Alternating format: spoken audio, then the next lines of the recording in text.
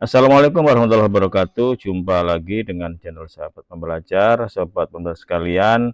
Kali ini saya akan membahas hubungan antara pengelolaan kinerja PMM, kinerja BKN, dan MAI ASN. Kita sudah maklum bahwa guru dan kepala sekolah itu diharuskan mengerjakan pengelolaan kinerja di PMM ini sesuai dengan MOU antara Kemdikbudristek dan BKN. Tetapi kinerja BKN itu tidak boleh kita tinggalkan. Mengapa? Mari kita simak bersama-sama. Ada 3 alasan mengapa kita tidak bisa meninggalkan kinerja BKN walaupun pengelolaan kinerja sudah kita lakukan di PMM. Yang pertama, di PMM itu tidak ada atau paling tidak belum ada fitur klaim angka kredit, adanya hanya di kinerja BKN. Yang kedua, di PMM tidak ada fitur cetak 3 dokumen penting yaitu SKP, evaluasi kinerja pegawai, dan dokumen laporan evaluasi kinerja pegawai, adanya ini masih di kinerja BKN.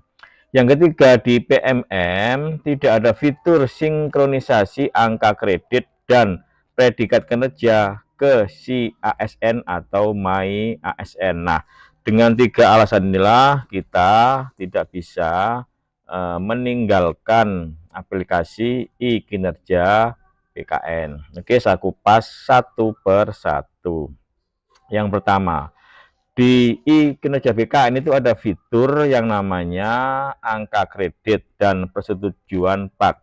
Dengan fitur ini itu kita sebagai pegawai, guru ya di sini atau kepala sekolah itu bisa mengajukan angka kredit melalui aplikasi kinerja BKN, dan di PMM ini belum ada. Ini salah satu alasan mengapa kita tidak bisa meninggalkan aplikasi kinerja BKN. Nah, yang kedua, di kinerja BKN juga ada fitur untuk sinkron ke si ASN, yaitu sinkron predikat kinerja. Di sini kan misalkan predikat kita itu adalah baik ya, ini perlu kita bawa atau kita sinkronkan ke si ASN. Nah, di PMM ini belum ada ya.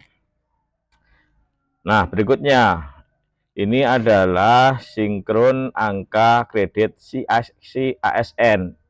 Jadi nanti setelah kita mendapatkan angka kredit, perlu kita sinkronkan ke si ASN. Nah, ini fitur ini belum ada di PMM.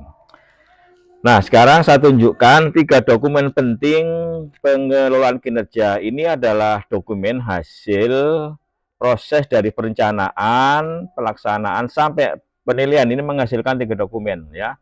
Dokumen pertama itu adalah SKP, dokumen kedua adalah evaluasi kinerja pegawai, dan yang ketiga adalah dokumen evaluasi kinerja pegawai. Nah, dokumen ini yang merupakan dokumen penting hasil proses pengelolaan kinerja itu belum ada di PMM, adanya baru di kinerja BKN. Nah, seperti apa SKP itu? Nah, ini adalah SKP atau sasaran kinerja pegawai. Ini yang kita buat di awal tahun ya. Jadi kalau kita membuat SKP di akhir tahun itu salah kaprah, karena SKP ini sebenarnya adalah perencanaan, namanya perencanaan dibuat di awal bukan di akhir. Nah, ini lanjutan dari SKP ya. Tadi halaman pertama, ini halaman terakhir, ada tanda tangan dari pegawai sama penilai pejabat kinerja. Nah, yang kedua adalah dokumen evaluasi kinerja pegawai. Yang cirinya ini ya ada grafiknya. Nah, ini dokumen ini juga belum ada di PMM, adanya masih di kinerja BKN. Nah, yang ketiga ini adalah dokumen evaluasi kinerja pegawai. Ini dokumen terakhir sebagai finalnya ya, finalnya. Perhatikan di sini finalnya ya. Di sini kan ada predikat baik ya atau sangat baik. Baik ini untuk organisasi, sangat baik untuk pegawai sendiri. Nah, ini laporan atau finalnya, hasil akhir dari pengelolaan kinerja. Nah, ini juga belum ada di pengelolaan kinerja PMM. Nah, sekarang apa hubungannya antara 3 aplikasi, pengelolaan kinerja PMM, kinerja BKN, dan My ASN? Nah, kalau boleh kita analisa, kita sebagai guru dan kepala sekolah itu mengerjakan pengelolaan kinerja itu fokus di PMM. Artinya kita merencanakan, melaksanakan, dan penilaian itu sepenuhnya ada di fitur pengelolaan kinerja PMM. Nanti hasilnya dari perencanaan, melaksanakan, dan evaluasi atau penilaian nanti akan mengalir, ya, mengalir, bahasa anunya mengalir ya, ke kinerja BKN. Jadi di kinerja BKN itu tidak merencanakan, tidak melaksanakan, juga tidak melakukan penilaian di sini. Jadi bukti dukung segala macamnya nanti kita unggah di PMM, bukan di kinerja BKN. Jadi kinerja BKN menerima hasil bersihnya ya. Jadi setelah proses perencanaan sampai penilaian itu selesai, itu hasilnya mengalir ke kinerja BKN. Apa nanti yang mengalir? Ya 3 dokumen tadi itu, SKP, evaluasi kinerja pegawai, sama dokumen evaluasi kinerja pegawai, ini akan mengalir di situ. Kemudian angka kredit juga akan mengalir ya. Bukan mengalir, angka kredit akan bisa kita klaim. Kemudian nanti juga bisa kita sinkronkan ke My ASN. Jadi fungsi dari kinerja BKN itu adalah ada 3 setidaknya. Pertama adalah menampung 3 dokumen tadi yang penting. Kemudian bisa klaim angka kredit, ini belum ada di PMM ya.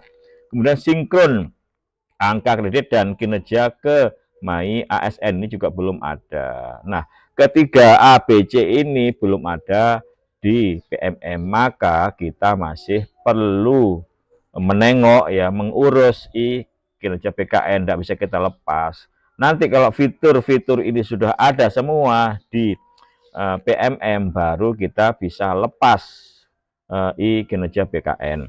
Kemudian yang terakhir, My ASN ya, setelah segalanya mengalir ke kinerja BKN, itu kita sinkronkan lagi ke database ASN ya. Dan nanti angka kredit kita sinkronkan, laporan kinerja juga kita sinkronkan. Nah, ini juga belum ada di fitur pengelolaan kerja BKN, PMM. Jadi ya, sebenarnya kita tidak hanya PMM yang kita urus gitu ya. Selain PMM, kita urus di sana untuk melakukan perencanaan, pelaksanaan sampai evaluasi, kemudian hasilnya mengalir ke kinerja BKN dan kita sinkronkan di database My ASN. Demikian, terima kasih, mudah-mudahan bermanfaat. Akhirnya, wassalamualaikum warahmatullahi wabarakatuh.